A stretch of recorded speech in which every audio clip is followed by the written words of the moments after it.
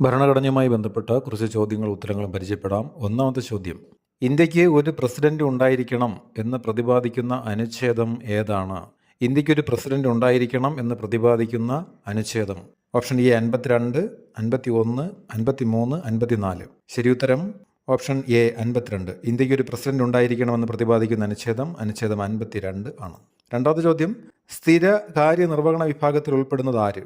Option A പ്രസിഡന്റും vice പ്രസിഡന്റും, B ഉദ്യോഗസ്ഥ വൃന്ദം, സി പ്രധാനമന്ത്രിയും പ്രസിഡന്റും, ഡി പ്രധാനമന്ത്രിയും മന്ത്രിമാരും.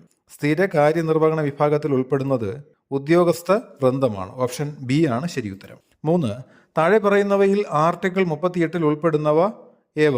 ഓപ്ഷൻ എ ജനക്ഷേമം, ബി അസമത്വം ഇല്ലാതാക്കൽ, സി സാമൂഹിക നീതി, ഡി മുകളിൽ പറഞ്ഞവയെല്ലാം. ചുവടെ രേഖപ്പെടുത്തിയിരിക്കുന്നതിൽ ആർട്ടിക്കിൾ 38 ഉൾപ്പെടുന്നവ മുകളിൽ പറഞ്ഞവയെല്ലാം, അതായത് ജനക്ഷേമം, അസമത്വം ഇല്ലാതാക്കൽ, സാമൂഹിക നീതി, ഇവയെല്ലാം തന്നെ ഭരണഘടനയുടെ ആർട്ടിക്കിൾ 38 ഉൾപ്പെടുന്ന വിഷയങ്ങളാണ്. നാലാമത്തെ ചോദ്യം: സീനിയർ സിറ്റിസൺ ആക്ടുമായി ബന്ധപ്പെട്ട് താഴെ തന്നിരിക്കുന്നവയെ ചേരുംപടി ചേർക്കുക എന്നാണ് പറഞ്ഞിരിക്കുന്നത്.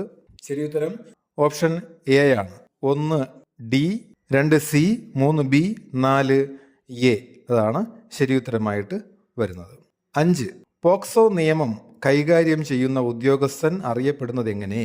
പോക്സോ നിയമം കൈകാര്യം ചെയ്യുന്ന ഉദ്യോഗസ്ഥൻ അറിയപ്പെടുന്നത് എങ്ങനെയാണ്? Child protection police officer, child welfare police officer, child care taking officer, child care officer. POCSO കൈകാര്യം ചെയ്യുന്ന ഉദ്യോഗസ്ഥൻ അറിയപ്പെടുന്നത് ഉത്തരം ബി ആണ്, child welfare police officer. POCSO നിയമം കൈകാര്യം ചെയ്യുന്ന ഉദ്യോഗസ്ഥൻ അറിയപ്പെടുന്നത് ചൈൽഡ് വെൽഫെയർ പോലീസ് ഓഫീസർ എന്നാണ്.